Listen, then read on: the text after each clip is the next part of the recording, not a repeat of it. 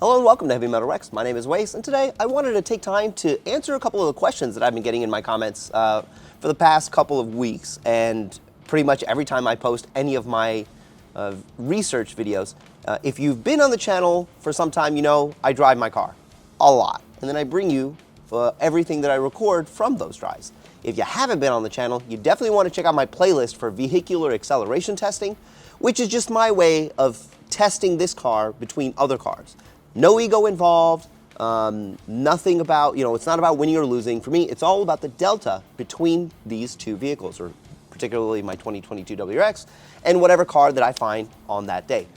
Some days I'm able to go out to a couple of racing spots and hang out with a lot of people. Other days, I like to do a one-on-one. I think it's a lot more fun, the one-on-one, because I get to talk to the person who has the car. We get to do it back and forth. It's a lot of fun. Now, with that said, you have seen some of the things I've done. This car has been in probably minimum 60 or 70 launches. And if you've seen the thumbnail, I'll tell you right now, nothing is wrong with the transmission, I promise. But there are certain things that I can tell already, especially when I drove my buddy's stock 22 WRX, no mods, brand new. I think it was like 3,000 miles. I'm up to almost 13,000, but with the way I drive, you might as well add an extra 10, 15,000 miles on top of that because of wear and tear. Now, the transmission. I want to say it's fine. I think that it's still fine. I haven't really experienced any issues with it, with the gears themselves. The clutch, on the other hand, that's one thing I noticed recently when I was driving my buddy's 22 was the engagement point. I know that he made some mods to it, but still the bite was much quicker than mine. Now, I don't know if using your clutch a lot, or with the way that I use it, would actually wear enough to where you would feel it in the pedal. I would assume that you would. Obviously, less material means less biting. Again, this is an assumption. You guys can tell me if I'm right or wrong, but there is a big feel difference when driving that car. And I don't mean just shifting, I mean just like from a stop to just a roll. It is very noticeable. I did install the parent shift stop in his car as well, so that part felt exactly the same. There was no real difference. Of course, I do have the STI short throw shifter. It doesn't really make that much of a difference, but that is something to keep in mind. I do know that in very short amount of time, I probably will have to replace the clutch. I do have an STI transmission on hold for now. I don't think I am financially ready to install that, but also at the same time, I want to push this transmission as far as it can go so we can see what the braking point is. Of course, I would like for it to start making weird noises and not break, so I can change it then. But if it breaks, right? It's all part of the modding or whatever. But that is on hold for now. Thank you so much to Ecotech for doing that. Misha actually found an STI transmission. I believe all the parts. I think the whole driveline. But as we saw, if you don't know this, I'll actually link this in the description as well. So DRP, I think it's Dirty Racing Products, they actually have a 22 WRX where they did do an STI swap finally, and they showed some of the shortcomings, which I believe there was only really one, and that's the axles being a little bit shorter. Now, this is something we knew.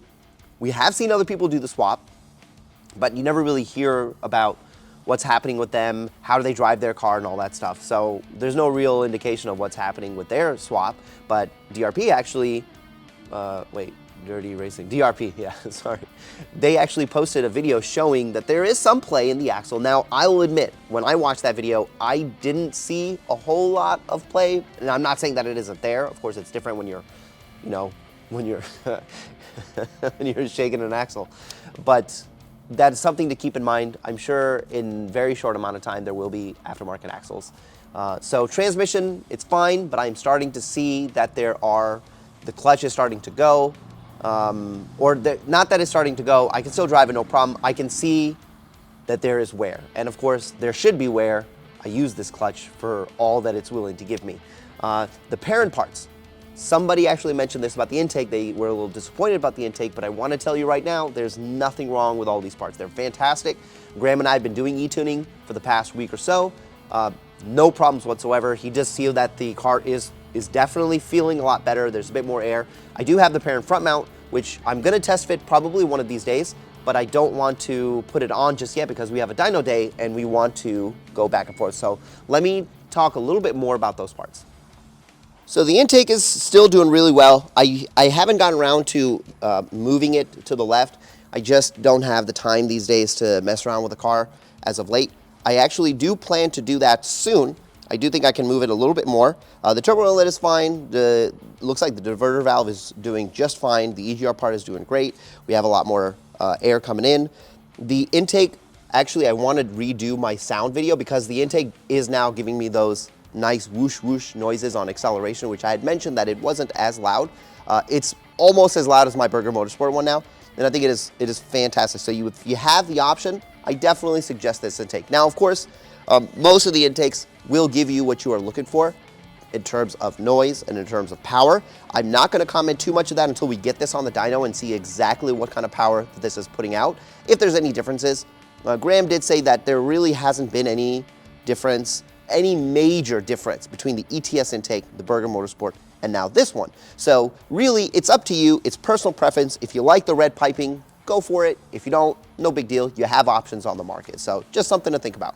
Now, this part of the car is very interesting. I know that people want to swap STI rotors, or well, actually the STI rotors and the calipers on this car to make the braking better.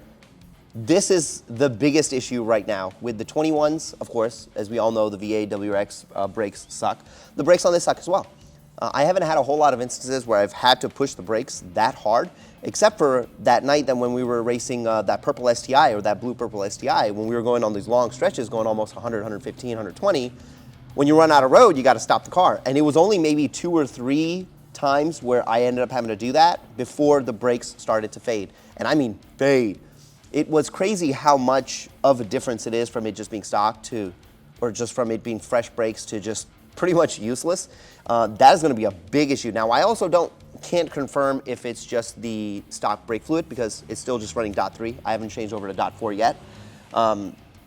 Or it's a combination of that and the brake pads. The brake pads do suck. They sucked last year. I did use the brake pads on the track, but I ended up not braking as much as I thought that I would. So it wasn't that big of a deal, but stopping multiple times, I'd say 3-4 times from 115 down to 30, these will go. So if you have the ability to pick up better rotors, if you have the ability to pick up better pads, 100%. I think, is it like EBC, ECB? I can never remember the name of that brand, but they have the multicolor brakes, red, yellow, green. And a couple of people, I believe, have been putting on yellow pads on here. I haven't seen a whole lot of it. I do know that Autocross is coming up, so this is a big, big upgrade that needs to happen. This part has been fine because for drag racing, I don't need brakes that much, but that was probably the first time where it became an issue. Now, people always ask me about the tires and how I have the stock Dunlops on 9.5s. These are 245s on a 9.5. I ran my track day last year on the stock Dunlops, which were actually the one model below these. I don't think they were SP Sport Max GT. I think they were just Sport Max RT or something like that. And I'll be honest, I don't know why these these tires get such a bad rap. On the track, they did phenomenally well, right? But again, it was an 80-degree day, so it was a day designed for these tires.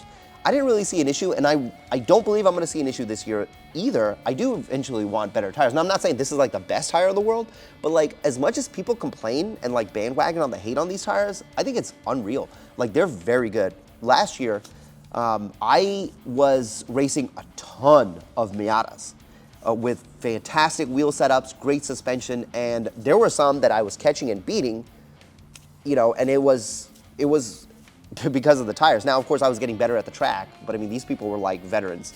And I know that there was a speed difference, but I mean, when it comes to that many turns, there was only like one straightaway. It didn't matter. Like, yeah, I couldn't be as flat out as them, but these things performed, and I kind of want to, actually not kind of, I will be using these on Autocross Day, and I will tell you then exactly how bad they are, because that is all about turning. But I think that they'll do okay.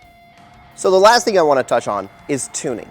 So if you follow the channel, you've seen that this car has been through a lot of different tunes, starting from the stock, obviously, the OTS from Cobb at 295, the JB4, we had it with E30, and it was running about 310, 315. 320 was where we made it on a 93 tune on the dyno, 363 with ethanol, and at one point I even had 400. So all the races I've done, all of the launches I've done, it's been over a varying amount of tunes. And the car, I gotta say, I expected no less. The car just ran wonderfully.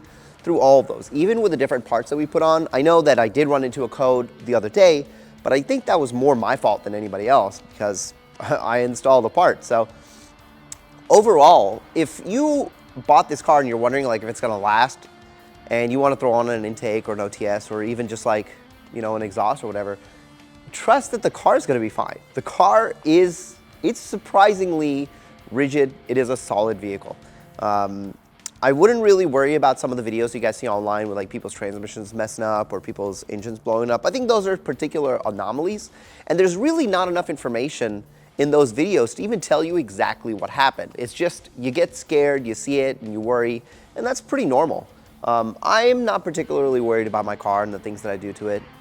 It'll last. I've seen cars with far more power do far more than what I'm doing, so I know that I'm gonna be okay. So if you look at my car and you compare it to yours, and if you're doing even like half of what I'm doing, I think you're gonna be okay as well. Besides that, the thing about what's going on with my clutch, I'm not particularly concerned. You know, that's just a wear item. I'll change it, no big deal. As for the brakes, we'll change that as well. Not a really big deal. You know, on your day-to-day stuff, these things don't really matter. You know, if you're going out and doing spirited drives on the weekend or stuff like that, these things aren't gonna affect you.